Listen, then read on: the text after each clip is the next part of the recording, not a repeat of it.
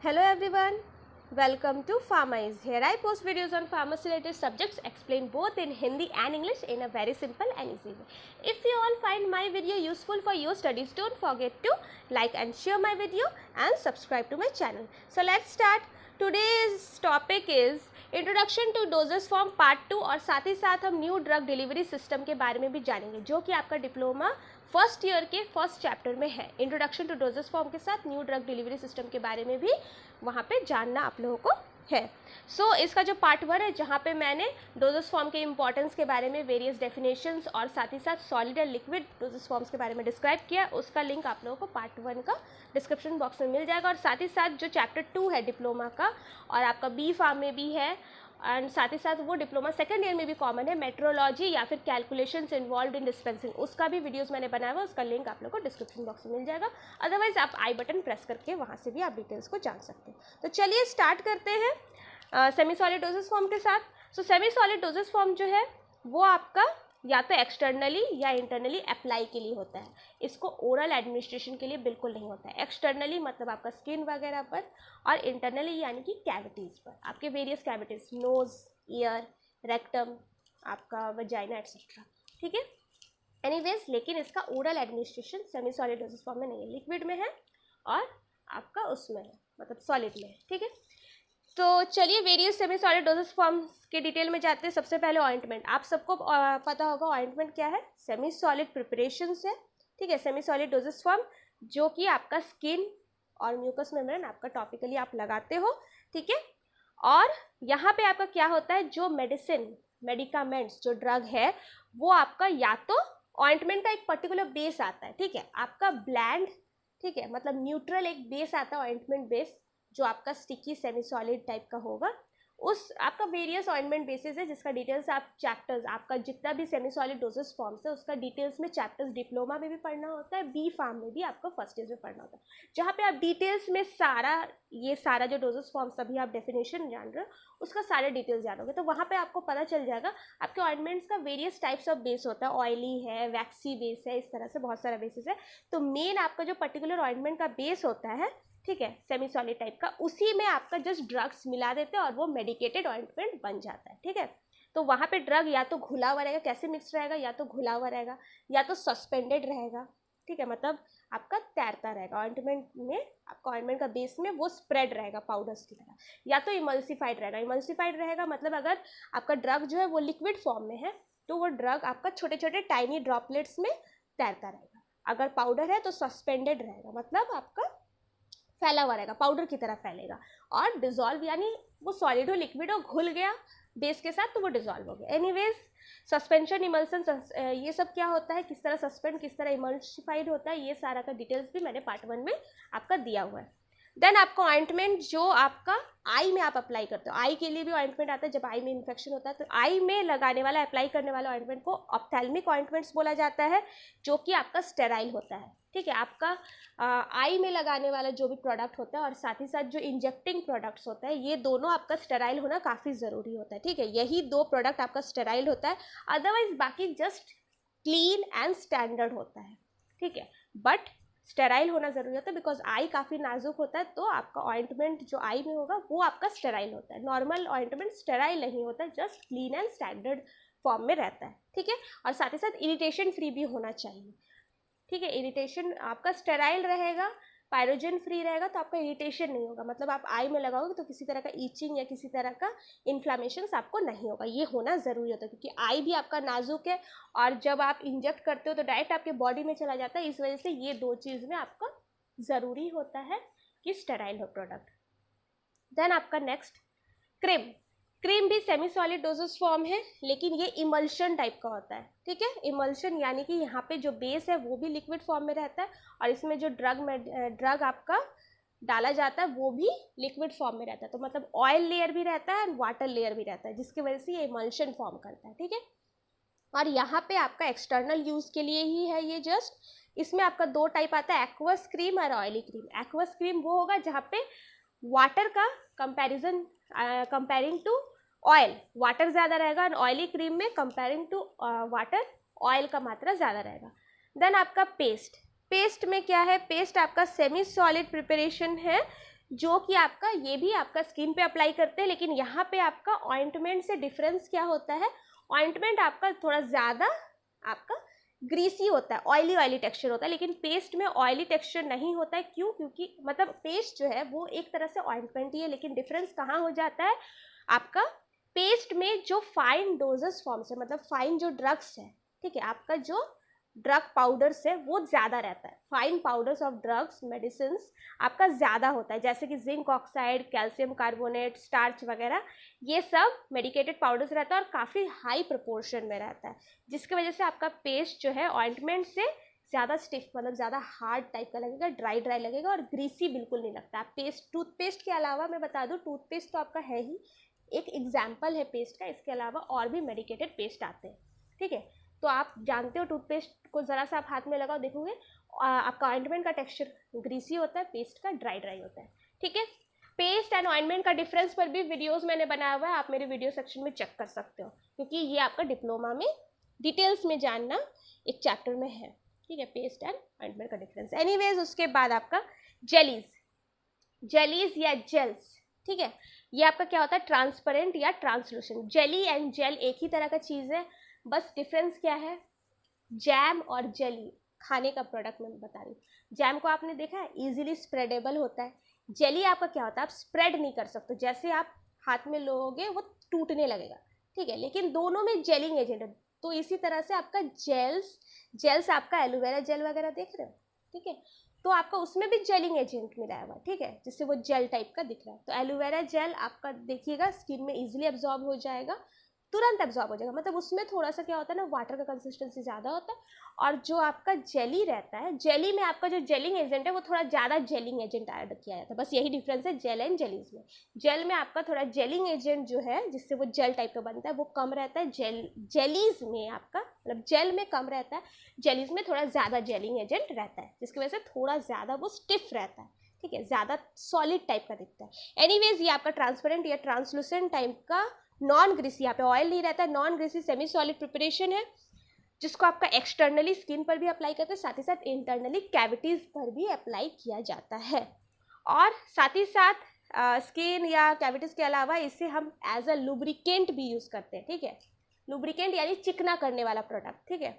तो किस चीज़ को, जैसे कैथेटर हो गया, सर्जिकल ग्लोव्स हो गया, या रेक्टल थर्मोमीटर्स, ठीक है, ये सब आपके बॉडी कैविटीज़ में डालना होता है। रेक्टम थर्मोमीटर या जो भी सर्जिकल ग्लोव्स है, आप उससे सर्जरी करोगे, तो आप जब बॉडी में उसको अप्लाई, मतलब उससे जब सर्जरी में इस्तेमाल करोगे, तो आप चाहोगे कि वो आपके बॉडी में स्मूथली आपका जाए, ठीक है, तो उसके वजह से आपका क्या होता है, वहाँ पे लुब्रिकेट, उसको चिकना करना ज़रूरी है। तो एनीवेज, ये सबको चिकना करने में काम आता है, ठीक है, आपके जेलीज। देन आपका चिकना करने वाले प्रोडक्ट को ही, एजेंट को ही लुब्रिकेंट या लुब्रिकेटिंग एजेंट बोला जाता है। देन आपका सपोजिटोरीज सेमी सॉलिड या सॉलिड डोजेस फॉर्म, जी हाँ, अगर थोड़ा ज़्यादा हार्ड रहा तो ये सॉलिड भी हो सकता है, और अगर थोड़ा सा उसका हार्डनेस कम रहा, जेली टाइप्स रहा, तो वो सेमी सॉलिड कहलाएगा।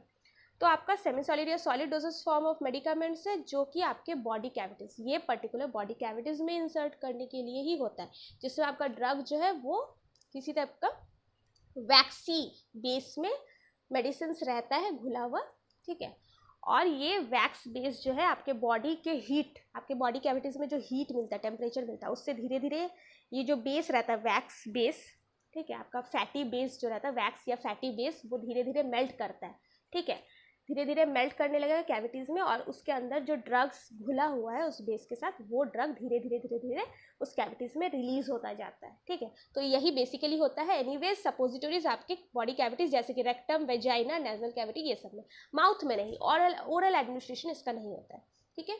एनीवेज, देन आपका प्लास्टर्स आप सबको पता है, प्लास्टर ऑफ पेरिस आपने देखा है, वो एक एग्जाम्पल है प्लास्टर का। ऐसे बहुत सारे प्लास्टर्स होते हैं। प्लास्टर्स आपका बेसिकली क्या है, सेमी सॉलिड मास है, ठीक है, आपका सेमी सॉलिड टाइप का मासेस है, ठीक है, जिसमें कि आपका क्या होता है, वैक्स बेस होता है। वैक्स बेस में आपका मेडिसिन मिलाया रहता है, ठीक है, आपका वैक्स बेस के साथ मेडिसिन को मिलाकर ये सेमी सॉलिड मास बनता है, जो आपके स्किन के साथ चिपक जाता है। ये जो मास सेमी सॉलिड बनता है, ये आपके स्किन के ऊपर चिपक जाता है, आपके स्किन के अंदर एब्जॉर्ब नहीं होता है, लाइक ऑइंटमेंट, क्रीम, ये स्किन के अंदर एब्जॉर्ब नहीं होता है, ये स्किन के ऊपर ही चिपक कर रहता है, और इससे डायरेक्ट अप्लाई नहीं किया जाता है। इसमें क्या होता है, आपको जनरली पीस ऑफ फैब्रिक रहता है, एक कपड़ा रहेगा, बैंडेज रहेगा, कोई भी आपका फैब्रिक रहेगा, फैब्रिक के ऊपर मेडिसिन का लेयर रहेगा, ठीक है, जिसको आप स्किन पे चिपकाओगे, ठीक है, जैसे कि आप प्लास्टर्स देखे हो ना, मैंने बताया प्लास्टर ऑफ पेरिस, उसी तरह का एग्जाम्पल है। देन आपका आपका प्लास्टर्स बेसिकली आप समझ गए ये स्किन में अब्जॉर्ब नहीं होगा। देन आपका आता है पॉल्टिसेस, लेप। आपने जड़ी बूटी में ये सारा चीज़ कॉमनली देखा होगा, ठीक है, जड़ी बूटी का लेप लगाया जाता है, कहीं पर चोट लग गया या कुछ, तो पॉल्टिसेस उसी को जनरली आपका इंग्लिश नेम और फार्मास्यूटिकल नेम है पॉल्टिसेस। पॉल्टिसेस आपका क्या है, soft viscous wet semi solid mass है, मतलब ये लाइक प्लास्टर कंसिस्टेंसी इसका भी होता है, सॉफ्ट होगा, सेमी सॉलिड टाइप का मास होगा, जिसमें आपके सॉलिड मेडिसिन यानी सॉलिड जो पाउडर मेडिसिन है वो आपका मिलाया हुआ रहेगा, ठीक है। क्या होता है, जैसे पत्ते को आप पीस दिए तो पत्ता तो आपका सॉलिड है ना, पीस कर जब आप उसको थोड़ा सा पानी के साथ मिला करके, ठीक है, कोई व्हीकल के साथ मिला दिए तो वो सेमी सॉलिड हो गया, तब तो वो सॉलिड नहीं रहा, तो वही है आपका सॉलिड मेडिसिन का आप सेमी सॉलिड फॉर्म में कन्वर्ट करते हो, ठीक है। सेमी सॉलिड सॉफ्ट टाइप का भीगा भीगा सा, मतलब वाटर वगैरह मिला करके उसका सॉफ्ट मास तैयार करते हो, जिसको आप स्किन पर अप्लाई करते हो इन्फ्लामेशन या पेन को रिड्यूस करने के लिए, ठीक है, जलन, कहीं स्वेलिंग हुआ, पेन हुआ, उसको कम करने के लिए। चलिए इसके बाद अब न्यू ड्रग डिलीवरी सिस्टम का इंट्रोडक्शन की तरफ चलते हैं। सो आपका न्यू ड्रग डिलीवरी सिस्टम क्या है, फर्स्ट ऑफ ऑल अब इसका इंट्रोडक्शन बताओ, उसके बाद वेरियस टाइप्स एडवांटेजेस ये सब जानेंगे। सो आपका न्यू ड्रग डिलीवरी सिस्टम क्या है, जब फार्मास्यूटिकल साइंस इतना एडवांस हो रहा है, इस पर इतना सारा रिसर्च चल रहा है, इतना साइंटिफिक रिसर्च चल रहा है, तो हम चाहेंगे कि जो ट्रेडिशनल फॉर्म है उससे कुछ हट कर करें। हर चीज़ में कुछ एडवांसमेंट आता है वक्त के साथ साथ, तो उसी तरह अब हम चाहेंगे कि टैबलेट कुछ ऐसा एडवांस बने कि हमें बार बार कोई टैबलेट खाना ना पड़े। हमारा मकसद होता है कि हम दवाइयाँ क्यों बार बार लें, उससे अच्छा है कि एक बार दवाई लें और काफ़ी लॉन्ग टाइम तक वो हमारा असर दे, ठीक है। उसके बाद हम चाहेंगे कि हम जो है ऐसा हो कि साइड इफ़ेक्ट जितना हो दवाइयों का वो जितना हो सके कम हो, इस तरह से। या फिर हम चाहेंगे जहाँ हम चाहते हैं दवाई ठीक वहीं काम करे, क्यों हमारे पूरे बॉडी में फैलता है वो दवाई। तो इस तरह का जो मेन आपका क्यूरियोसिटीज़ होता है, इसी को लेकर रिसर्च करके न्यू ड्रग डिलीवरी सिस्टम्स बनाया गया, जिसे नोवल ड्रग डिलीवरी सिस्टम भी बोला जाता है। Novel drug delivery system because ये काफ़ी बेस्ट वे है, ठीक है। इस पर और भी रिसर्चेस चल रहे हैं, बहुत रिसर्च हुआ भी है, तो बेसिक्स के बारे में हम बात करेंगे। एनीवेज इसके एडवांटेजेस क्या है, ठीक है, तो इससे आपका modern doses form and modern उसका वे ऑफ एडमिनिस्ट्रेशन भी बना है। तो इसके एडवांटेजेस क्या है, फर्स्ट ऑफ ऑल सब क्या क्या फ़ायदा इसके हैं। Optimum therapeutic drug concentration in the blood, जी हाँ, आपको जो ब्लड या टिश्यू में जो ऑप्टिमम यानी मैक्सिमम जो ड्रग कंसंट्रेशन, मतलब कोई भी दवाई हम जब लेते हैं तो उसका जो मैक्सिमम कंसंट्रेशन हमारे बॉडी को मिलता है, मतलब जो बायो अवेलेबिलिटी होता है, ठीक है। जैसे कि आप मान लीजिए 400 mg का टैबलेट लिए, उसमें से 200 mg आपके बॉडी से एक्सक्रीट हो गया, 200 mg ही आपके बॉडी में रहा, यूज़ होने के लिए रहा, बाकी 200 mg वेस्ट हो गया। तो जो आपका 200 mg आपके बॉडी में रहा, ठीक है, मतलब आपका क्या होता है ना, लीवर से फर्स्ट पास मेटाबॉलिज्म होता है, वहीं से आपका बायो, मतलब आप जैसे ही खाते हो सबसे पहले लीवर में पहुंचता है, लीवर से ही डायरेक्ट आपका एक्सक्रीट आउट हो जाता है, ठीक है। तो आपका मान लीजिए कि 400 mg का दवाई में 200 mg लीवर से पहले ही खत्म हो जाता है, 200 mg उसके बाद आपका, तो आपका लीवर से पास होते हुए जो बचता है वही आपका बोला जाता है कि bio availability of that product. चाहे खाना हो चाहे कुछ हो, सबसे पहले लीवर में पहुंचता है, उसके बाद उसमें से कुछ % आपका वेस्ट हो जाता है, ठीक है। फर्स्ट पास मेटाबॉलिज्म उसी को बोला जाता है। एनीवेज इस पर ज़्यादा वक्त नहीं देंगे, तो आगे चलते हैं। इस जो मेन आपका है, तो आपका क्या है, जो ऑप्टिमम थेराप्यूटिक ड्रग कंसंट्रेशन है, ठीक है, वो आपका जो आपके ब्लड में या टिश्यूज़ में जो आपको मैक्सिमम कंसंट्रेशन मिल रहा है, उसको अगर हम लॉन्ग टाइम तक चाहेंगे कि रहे, मतलब जैसे कि आपका जितना 200 mg जो आपके बॉडी में जाता है वो आपका मान लीजिए 1 घंटा रहता है, देन 1 घंटा के बाद एक्सक्रीशन सब कुछ आपका एक्सक्रीट हो जाता है पर्टिकुलर टाइम के बाद। तो आप चाहोगे कि 1 घंटा की जगह वो आपके बॉडी में 2 घंटा तक रहे, ठीक है, ताकि 1 घंटा में आपका हो सकता है कि पूरी तरह से बुखार ठीक भी नहीं होता था, जिसकी वजह से मान लीजिए कि आपको फिर 6 घंटे बाद फिर बुखार का दवाई खाना पड़ रहा है, क्योंकि 1 घंटा ही वो अपना काम किया, देन वो जितना रहा 1 घंटा के बाद वो आपके बॉडी से पूरी तरह से निकल गया। अगर वो 1 घंटा की जगह 2 घंटा रहेगा तो आपको हो सकता है 6 घंटा बाद खाने की जगह आपको 12 घंटा पे एक दवाई खाना पड़ा, ठीक है। तो ये आपका मेन है कि आपका जो कंसंट्रेशन अवेलेबल होता है बॉडी में उसको आप लॉन्ग टाइम तक रखना चाहते हो। तो दूसरा होता है प्री डिटरमाइंड, आप अगर प्री डिटरमाइंड रिलीज रेट चाहते हो तो आप कर सकते हो एडवांस सिस्टम्स के द्वारा। आप जितना टाइम के लिए फिक्स करोगे उतना टाइम के लिए वो आपके बॉडी में रहेगा, आप ऐसा कर सकते हो, ठीक है। वो डिज़ाइनिंग वे होता है जिससे कि आप मान लो चाहोगे कि 6 महीना तक आपके बॉडी में रहे, तो वैसा ही आप डिज़ाइनिंग करो आपके बॉडी का वो डोजेस फॉर्म को या डिलीवरी सिस्टम को, कि 6 महीने तक आपके बॉडी में वो ड्रग को रिलीज़ करता रहे, ठीक है। देन आपका शॉर्ट हाफ लाइफ वाले ड्रग्स जो होते हैं, बहुत सारे ऐसे ड्रग्स होते हैं जिसका हाफ लाइफ शॉर्ट है। हाफ लाइफ क्या होता है, आपका ड्रग का कंसंट्रेशन जब आधा हो जाए, मतलब कि आपके बॉडी में अगर 200 mg जाता है तो 200 mg में से 100 mg होने में कितना वक्त उसे लग रहा है, ठीक है। मतलब आपके बॉडी में आप जितना भी दवाइयाँ खा रहे हो, दवाइयाँ आपके बॉडी में जाने के बाद उसका आधा होने तक कितना वक्त लग रहा है, ठीक है। तो उससे बोला जाता है उसका हाफ लाइफ, ठीक है। सो एनीवेज कुछ ड्रग्स होते हैं जिसका हाफ लाइफ काफ़ी कम है, मतलब कि मान लीजिए जैसे आधा घंटा में ही वो ख़त्म हो जाता है। तो आप चाहोगे कि उसका हाफ लाइफ आप बढ़ाओ तो वो आप बढ़ा सकते हो, ठीक है। हाफ लाइफ आप बढ़ा सकते हो वेरियस डोजेस फॉर्म डिजाइनिंग से, एडवांस डोजेस फॉर्म डिजाइनिंग से। देन आपका ड्रग टारगेटिंग, जी हाँ, इसके मदद से आप ड्रग को टारगेट भी कर सकते हो पर्टिकुलर साइट पे। आप चाहते हो ब्रेन पे काम करे तो वो आप इस तरह से डिज़ाइन करो कि वो ब्रेन के केमिकल्स के साथ ही जाकर रिएक्ट करेगा, आपके बॉडी के किसी केमिकल के साथ वो रिएक्ट नहीं करेगा। ऐसा आप कोटिंग कर दोगे कि वो कोटिंग, उसके बाहर के कोटिंग की वजह से वो ब्रेन का जो केमिकल है वही उस कोटिंग के साथ रिएक्ट करेगा, आपके बॉडी का कोई भी केमिकल उस कोट के साथ रिएक्ट नहीं। और जब तक वो कोटिंग नहीं जाएगा, बाहर का जो कोटिंग लेयर है वो जब तक नहीं जाएगा, अंदर का ड्रग घुलेगा ही नहीं। तो आपके ब्रेन में जाएगा, वहाँ का कोटिंग, वहीं पर आपका कोटिंग मटेरियल रिएक्ट होगा, तो कोटिंग मटेरियल जैसे ही हटेगा आपका ड्रग रिलीज होगा। इस तरह से आपका बेसिकली ऐसा होता है। तो इससे क्या होगा, साइड इफेक्ट्स घटेगा। आपके जब ब्लड में जाता है, चारों तरफ आपके बॉडी में फैलता है, तो क्या होता है, उसकी वजह से साइड इफेक्ट हो जाता है, क्योंकि आपके बॉडी में अलग अलग जगह भी पहुंच गया जहाँ उसका कोई काम ही नहीं है। काम तो नहीं देगा लेकिन कुछ उल्टा असर ज़रूर कर सकता है, ठीक है। न्यूट्रल ज़रूरी नहीं कि न्यूट्रल रहे, कुछ उल्टा असर कर सकता है। तो इस वजह से क्या होगा, बीमारी ठीक होने के साथ साथ हर ड्रग्स का देखिए कुछ ना कुछ साइड इफेक्ट्स भी निकलता है। तो ये चीज़ आपका हट सकता है, साइड इफेक्ट्स घट जाएगा ड्रग टारगेटिंग करने से। देन आपका क्या है, फ्रीक्वेंसी ऑफ डोजिंग आप घटा सकते हो। मैंने अभी बताया, अगर आपका टाइम, आप पर्टिकुलर जो ड्रग का टाइम है आपके बॉडी में वो अगर ज़्यादा हो जाए, ठीक है, तो आपको बार बार दवाइयाँ खानी नहीं पड़ेगी, दवाइयों का जो फ्रीक्वेंसी है वो कम हो जाएगा, ड्रग का वेस्टेज भी कम होगा। कैसे, अब मान लीजिए कि कोई ड्रग आपका बॉडी से जाने के बाद, मैंने बताया फर्स्ट पास मेटाबॉलिज्म, यानी लीवर से ही कुछ परसेंट उसका एक्सक्रीट हो जाता है, मान लीजिए 10% या 20% इस तरह से, ठीक है। तो वो जो 10 या 20% आपका वेस्ट हुआ, आप ऐसा डिज़ाइनिंग करो कि आपका ड्रग पूरा का पूरा आपके बॉडी में जा सके, लीवर फर्स्ट पास मेटाबॉलिज्म से वो बच जाए। ऐसा आप उसका कोटिंग कर दो कि वो फर्स्ट पास मेटाबॉलिज्म से वो मेटाबोलाइज्ड हो ही नहीं, आपके लीवर में जाके वो मेटाबोलाइज ना हो, एक्सक्रीट ना हो, ठीक है। तो उससे क्या होगा, इस तरह का आप एडवांस सिस्टम के द्वारा डिज़ाइन कर सकते हो, तो वेस्टेज नहीं होगा ड्रग का, ठीक है। आपका ज़्यादा से ज़्यादा ड्रग आपका अवेलेबल होगा। देन आपका बेटर पेशेंट कंप्लाइंस, जी हाँ, अगर इतना सारा आपको एडवांटेज मिलेगा तो पेशेंट को तो वो अच्छा लगेगा ही, बार बार दवाई नहीं खाना पड़ रहा है, साइड इफेक्ट नहीं हो रहा है, ठीक है, दवाई का खर्च भी कम हो रहा है। देन आपका क्या है, नेक्स्ट आपका types of novel drug delivery system की तरफ चलेंगे। तो उससे पहले आज का IQ फैक्ट जानते हैं। Today's IQ fact is when we smile at least 36 number of our muscles get exercise. जी हाँ, आपके एक स्माइल से आपके 36 मसल्स जो है एट अ टाइम एक्सरसाइज कर लेता है। तो क्यों ना स्माइल किया जाए, स्माइल करिए।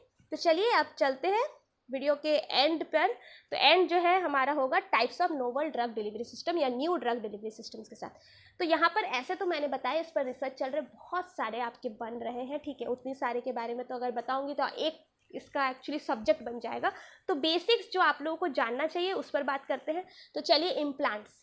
फर्स्ट ऑफ ऑल इम्प्लांट आपका क्या है, it is a hypodermic tablet, मतलब ये एक तरह का टैबलेट है, लेकिन ये टैबलेट आपका ओरल एडमिनिस्ट्रेशन के लिए नहीं होता है। हाइपोडर्मिक आपके स्किन के लेयर पर क्या कहता है, स्किन के लेयर पर चिपकाते नहीं है। कैसे होता है, आपका एक सर्जरी किया जाता है, आपका स्किन का जो ऊपरी लेयर है उसको थोड़ा सा छोटा सा कट दिया जाता है और स्किन को उठाकर उसके अंदर, मतलब सर्जरी से स्किन को वहाँ से थोड़ा सा कट करके हम हटाते हैं और स्किन के लेयर के नीचे हम इस टैबलेट को घुसा देते हैं, ठीक है, एंटर कर देते हैं, ठीक है, वहाँ पे प्लेस कर देते हैं और फिर हम स्किन को वापस से टैबलेट के ऊपर से हम ला करके सिलाई कर देते हैं, ठीक है, सील देते हैं सर्जरी करके उसको, मतलब लेयर, स्किन के लेयर के नीचे टैबलेट को रख देते हैं। वहाँ से क्या होता है, आपका एक तो प्री डिटरमाइंड लेयर, आपका प्री डिटरमाइंड टाइम, जितना टाइम चाहोगे उतना टाइम तक के लिए वो रिलीज, आप ऐसा डिज़ाइनिंग करो कि वहाँ पर रहेगा और वहाँ से वो दवाई जो है जहाँ आप स्किन पर लगाए हो वहाँ से आपका लंबा समय तक ठीक है, लॉन्ग टाइम तक ड्रग रिलीज होता ही रहेगा। और साथ ही साथ ड्रग टारगेटिंग, आपका जहाँ बॉडी में जहाँ इन्फेक्शन हुआ है, ठीक है, आप ओरल एडमिनिस्ट्रेशन के जगह पर्टिकुलर बॉडी के उस स्किन लेयर के पास ही आप उस टैबलेट को लगाओ।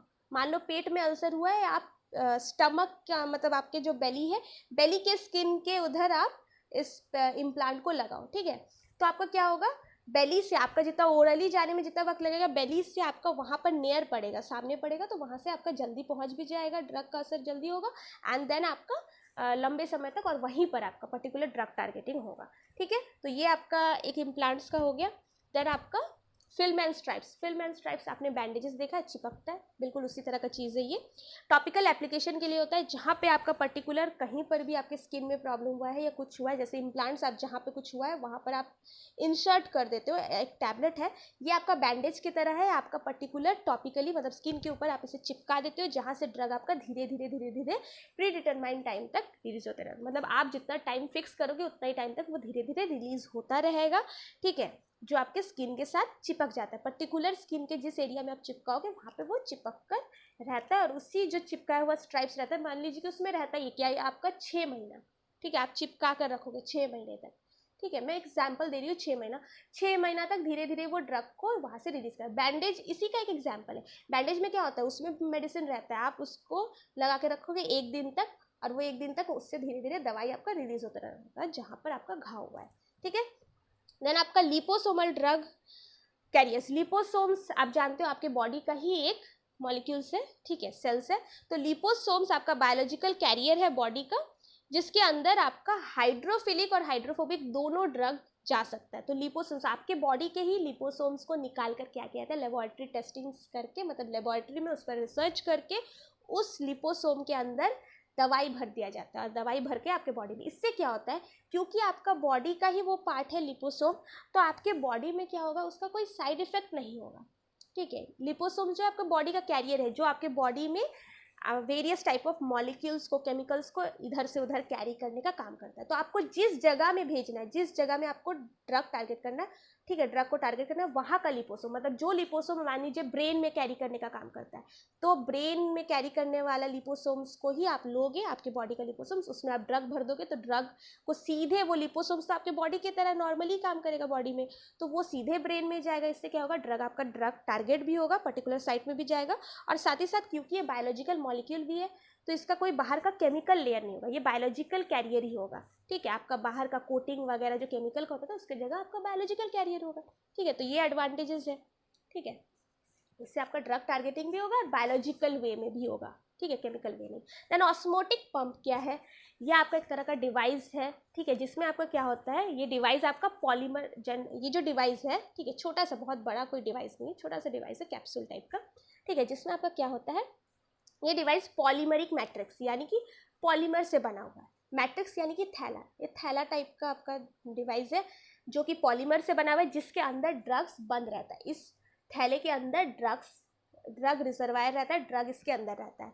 तो क्या होता है, इसे आप बॉडी के अंदर भेजते हो, तो धीरे धीरे स्लोली आपके बॉडी में लॉन्ग पीरियड ऑफ टाइम तक ये रिलीज होता है बॉडी में। कैसे रिलीज होता है, बेसिक्स में बता दूं, इसके इस पूरे थैले में एक छेद रहता है, ऑरिफिस रहता है।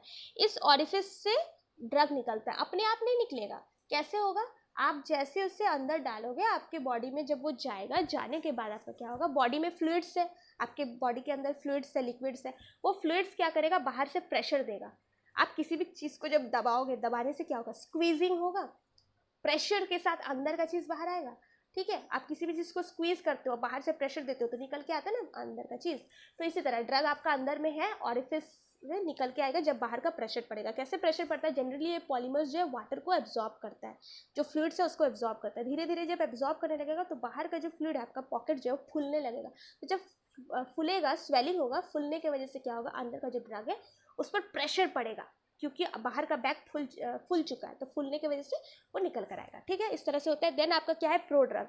प्रोड्रग का क्या है, प्रोड्रग्स बता दूं क्या होता है, ऐसा केमिकल्स जो बाहर से तो न्यूट्रल है, बॉडी में जाने के बाद आपका केमिकल रिएक्शन जब होगा, रिएक्शन होने के बाद वो कुछ और बनता है, बायो ट्रांसफॉर्मेशन होता है, कुछ और बन जाता है, ए से वो बी प्रोडक्ट बन जाता है। तो जब बी प्रोडक्ट, मान लीजिए ए प्रोडक्ट, सॉरी ए रिएक्टेंट है, ए ड्रग है, आपके बॉडी में गया, किसी ए प्लस केमिकल का नाम मैं देती हूँ, ए प्लस, ए के साथ ए प्लस हुआ, ठीक है, देन आपका बी प्रोडक्ट बना। या फिर मान लीजिए ए केमिकल है, ए प्रोडक्ट है, आपके बॉडी के अंदर किसी बी नाम के केमिकल के साथ ए और बी मिक्स हुआ, ए और बी मिक्स होकर के पी प्रोडक्ट बना, ठीक है। तो जब वो कन्वर्ट होगा आपके बॉडी के अंदर, केमिकल के साथ रिएक्ट होगा, तब जाकर वो एक्चुअली थेराप्यूटिक एक्शन देता है, एक्चुअली डिजीज को क्योर करने का काम करता है, ठीक है। तो इसमें भी इससे भी आपका क्या फायदा होगा कि आप अगर प्रो ड्रग बनाओगे तो पर्टिकुलर जहाँ वो केमिकल मिलेगा वहाँ ही वो रिएक्ट करेगा और रिएक्ट होकर के आपका असर दिखाएगा। इससे क्या होगा, हर जगह तो हर तरह का केमिकल मतलब सेम केमिकल नहीं मिलता है, ब्रेन में कुछ और है, आपके बॉडी में, स्टमक में, हर जगह कुछ और है, तो जहाँ आपका वो केमिकल मिलेगा वहीं रिएक्ट होगा और वहीं असर कर जाएगा, ठीक है।